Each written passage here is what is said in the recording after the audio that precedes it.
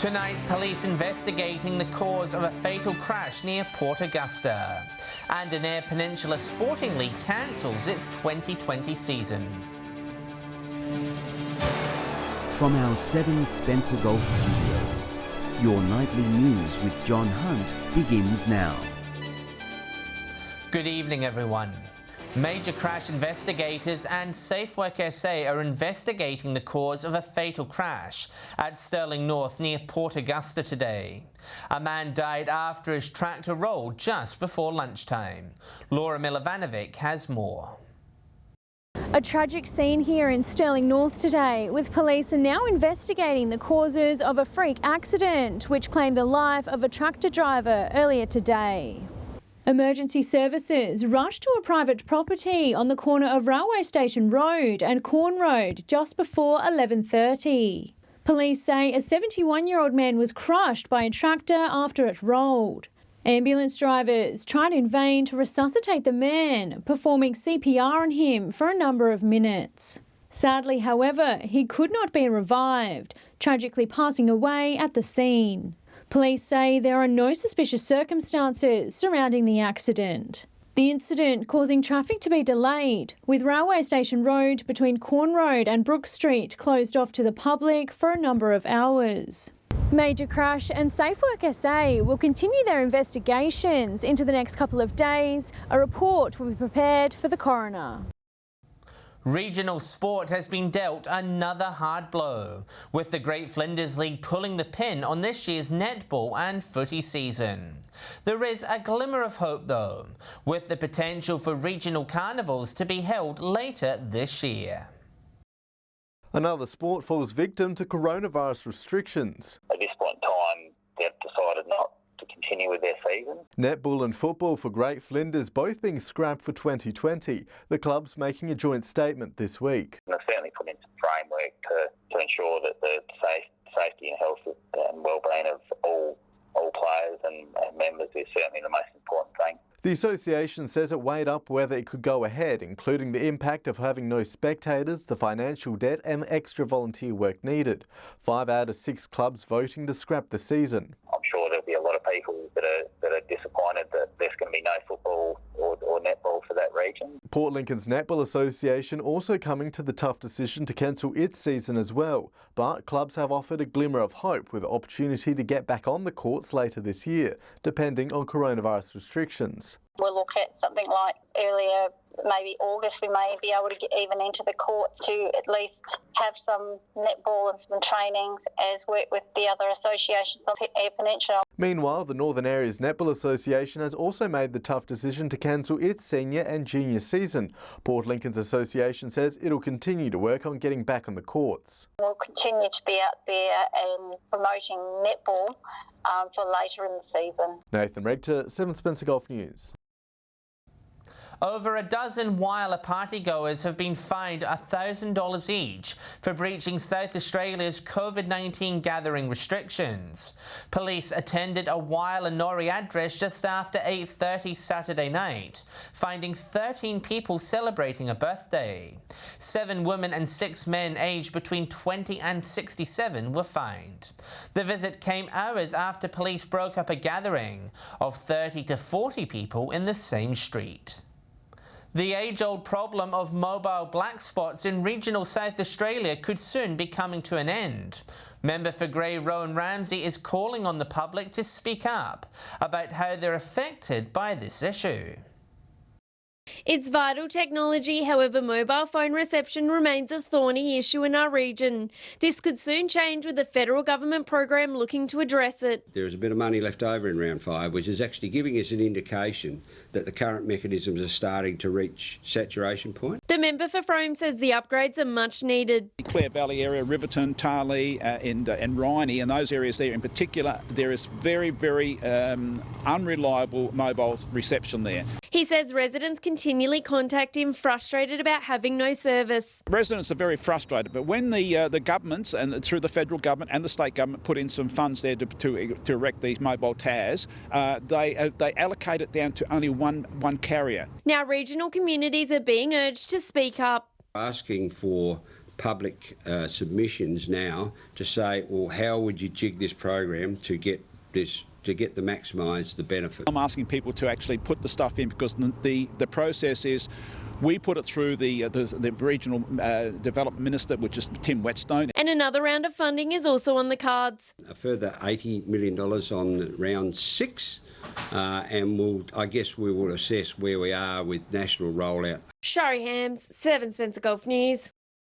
Still to come tonight, Port Augusta named the state's #1 animal collision hotspot, and a Wyler photographer named the city's businesswoman of the year.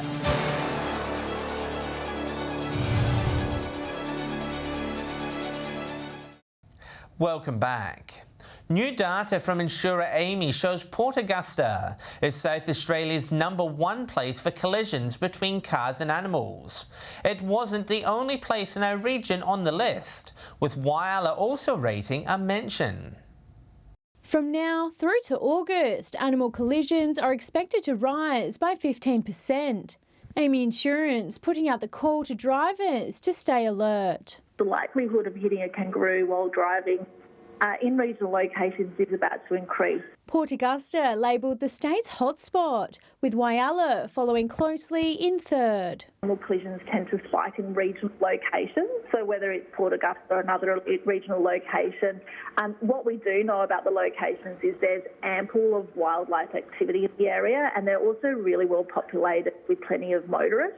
Drivers advised not to swerve to avoid a collision, with the insurer warning it could cause more damage. Please do avoid swerving as to not to endanger yourself and the other drivers on the road. It's really far less dangerous to keep driving and damage your vehicle rather than swerve and avoid it and then collide with another vehicle or maybe even a tree. 84% of the collisions involve kangaroos. Local animal rescuers urging anyone involved in an accident to make sure the animal is okay. If it's safe to do so, pull over, check the animal, be very careful with the kangaroos because I've seen them in bad states and they'll still lash out at you. Laura Milovanovic, 7 Spencer Gulf News. With more vehicles on our roads as COVID-19 restrictions begin to lift, regional motorists are being encouraged to drive safely. The plea comes as shocking new figures show an increase in the number of truck driver deaths on South Australian roads. The heart-stopping moment a car overtakes a road train on the busy Lincoln Highway, inches from disaster. It's terrifying scenes like this, experts warn, is on the rise. In 2019, we saw a 60% increase in the number of truck occupants, truck drivers and their passengers who lost their lives in truck crashes. In 80% of those crashes, a car was at fault. The sobering figures hope to be a wake-up call for drivers as dozens of motorists hit the road and return to work. I implore the general public to ensure that they keep the appropriate space and separation from our heavy vehicles. They don't realise that the heavy vehicle behind, hundreds of tonnes, is going to take a lot longer to pull up. Air Peninsula has seen a spike in trucks across the region following the closure of the railway last year. Grain handler Viterra moving to an on-road supply chain. Their schedules are, in many instances, are too tight. There's nothing worse than having to run to a timetable that limits their ability to have a rest. Fatigue, inattention and in particular speed all being labelled as the leading cause of truck crashes. Experts warning those numbers are going up and going up fast. Space and time for those trucks. You're sharing their workplace with them. Nathan Regter, 7 Spencer Gulf News. A hard-working mum has been named Whyalla Businesswoman of the Year. Enterprising women holding a small ceremony this morning, surprising the winner and celebrating her achievements. A well-deserved recipient. Amy Quist awarded this year's Businesswoman of the Year. Feeling very shocked and overwhelmed, and given the amount of wonderfully driven women who are in our community and who are women in business, I feel very honoured to be able to accept this award. A family and wedding photographer in Whyalla, she's also the creator of the Front Porch project. Going around and photographing families who were living in social isolation at the time. The former recipient, also a successful businesswoman, working in Whyalla's health industry since the age of 17. Particularly women tend to just get on with everyday business, it's just business as usual, and think they're not doing anything spectacular or different, and they actually are. It's about forming a network for business women and women in our community, just to give people the confidence and opportunity of having like-minded people around them. Biz Industries supporting the award as they look to employ more women in their workforce. We actually work actively with the schools as well in terms of the area and local schools to actually encourage more females to actually see industry in Whyalla as an opportunity they can actually aspire to in the future. Sophia Contagonis, 7 Spencer Gulf News. Stay with us, we check in with how the region is marking National Volunteers Week. And an iconic jetty plays host to a renowned musician.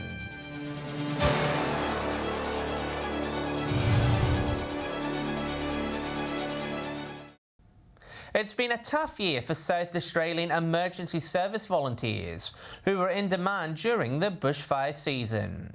Port Pirie's officers calling on the community to consider joining up in time for the winter. Challenging yet rewarding, this Port Pirie SES volunteer has been in the job for over 5 years and is enjoying every minute of it. It's been rewarding. There's a lot of great perks and training and all that to come in with it.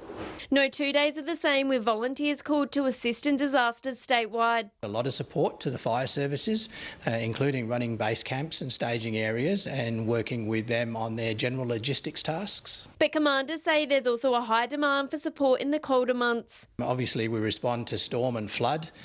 We have specialist swiftwater rescue teams that are also on standby, and they move about the state as they're required. It may be National Volunteers Week, but they say extra helping hands are celebrated every day. Port Pirie's got some great volunteers and they cover quite a diverse range of skills, again from road crash rescue through to marine. Residents are being urged to consider giving up their time and help support locals during crisis. Just come and try. We're not scary. I jumped in the deep end, got chucked in the deep end, so it was quite challenging for me, but yeah, I'd just come out and give it a shot. Shari Hams, 7 Spencer Gulf News. And Whyalla City Council have also gone above and beyond this year, celebrating National Volunteer Week in a different way. Personalised letters have been sent to council volunteers to say thank you for their service. A national cause important to many in Whyalla. Volunteers are crucial to the whole community. The amount of input and effort they put into services is just so important to how we function. National Volunteers Week celebrated differently this year, with the usual morning tea cancelled because of the virus. I've sent a letter of appreciation and also a special certificate acknowledging the work that they do. I think it's extremely important to recognise these volunteers because these guys are putting their time and effort into the relevant organisations for no charge. It's a city filled with many volunteers, the unsung heroes like Frank, whose contribution make up the essence of the community. He's dedicated more than 10 years to the Salvos and Food Bank. Because I do the work here that I like, I find it more satisfying than if I was actually getting paid to do it. We couldn't run Food Bank without our volunteers. They are so important. Around 20 committed locals help operate Whyalla's Food Bank warehouse and hub. We have hub volunteers that come in and stock shelves and serve customers, and then we have warehouse volunteers that pick orders and pack vans and then drive vans all over the region. Sophia Contagonis, 7 Spencer Gulf News. A 53-year-old Cleve woman has had a lucky escape after crashing her car into a tree Tuesday night. Patrols were called to Kimber Road around 10 in the evening after reports a station wagon had rolled over. The driver wasn't injured, but allegedly returned a blood alcohol reading of 0.153. She was reported for aggravated driving while under the influence of alcohol and will appear in court at a later date. A different kind of melody was heard from the normally quiet Port Germain jetty, with Peter Hackwell, the walkabout piano man, taking centre stage. He's travelling around the region, giving a much-needed positive message to residents.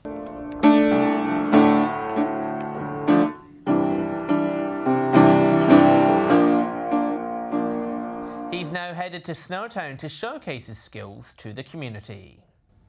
Stay with us after the break. We'll see what's biting in the Spencer Gulf this weekend. And we'll have the weather details with Britt.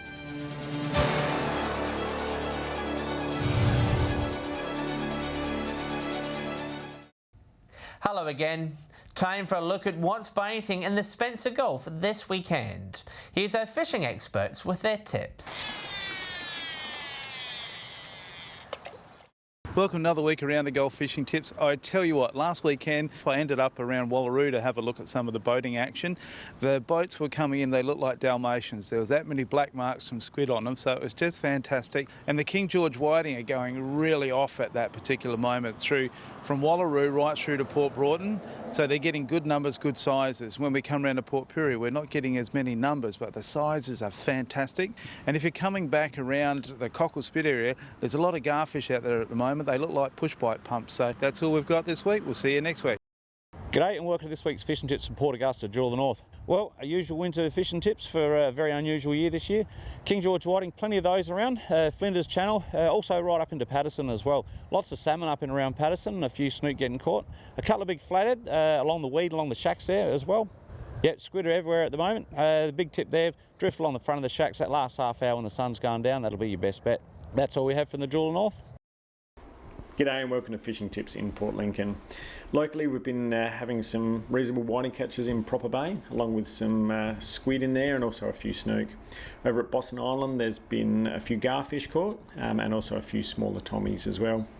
The south coast of Port Lincoln is fishing well for salmon at the moment. Over at Coffin Bay, Farm Beach is offering quite a few whiting. That has been picking up over that side. And there's also been some whiting and garfish caught land-based at Frenchman's. Well, that's all for this week. We'll see you again with more fishing tips next week. To finance now, and it was a tough day for local shares, with most in the red. Regional Express dropped by 4%, continuing its topsy-turvy week. Clean Seas dropped by around 2.3%, while Adelaide Brighton Cement and Bendigo Bank were also down. There was some green on the board. Santos rose by 3%, while Cube Holdings was also in the green. And the ASX 200 and the All Ordinaries were marginally down at the close of trading, by just under 0.5%. Weather now, and there's a few showers on the way for the Spencer Gulf region tomorrow. Here's Britt with the latest weather forecast. Thanks, John, and good evening. We'll have more on those showers in just a moment, but first let's take a look at today. Mild conditions across the region with maximums sitting below average. 16 was the high at Port Lincoln, Port Pirie and Coffin Bay, with a top of 15 at Port Augusta, Whyalla and WINNE. Broken Hill, Kadina and Cleve all reached 14 degrees, as did Adelaide. Clare 11 degrees today. Taking a look now at today's skies, and the satellite shows cloud crossing southern SA with a cold front generating showers across the central and southern coasts. Low cloud moved across the west coast with a southerly flow in the wake of that front. To our north, high jet stream cloud over the interior, but no rain up there. Now let's move on to tomorrow, starting with the Gulf waters. Southerly winds at 15 to 20 knots, tending south to southwesterly around midday, before easing to 10 to 15 knots in the evening. Seas initially at 1.5 to 2 metres, decreasing through the morning. Swells south to southwesterly at 1 to 2 metres. And here's what the weather is going to look like near you. Port Lincoln, a shower or two, most likely from late morning with a top of 17 degrees. Cleve, showers and 15. A cloudy day expected at WINNE, 16 tomorrow. Whyalla, Port Augusta and Kadina all expecting showers tomorrow with tops of 16 degrees across the board. Showers at Port Pirie most likely in the afternoon or evening, otherwise cloudy with a top of 15. Clare, showers and 12. Remaining dry at Broken Hill, partly cloudy and 14.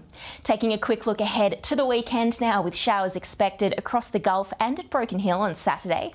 Tops of 17 degrees at most major centres, Broken Hill 15. Sunday showers about the York and eastern Eyre peninsulas, mostly cloudy elsewhere with maximum temperatures sitting in the mid-teens. And finally to Monday, where it's looking to be a fine and partly cloudy day. 18 the high for Port Augusta and WINNE, Broken Hill 15. And John, that's it for the Thursday weather report. Back to you. Thanks, Britt. And that's the local news this Thursday evening. Thanks for joining us. I'll have updates later, and we'll be back at 7 p.m. tomorrow night. On behalf of the entire team, have a great evening. Good night.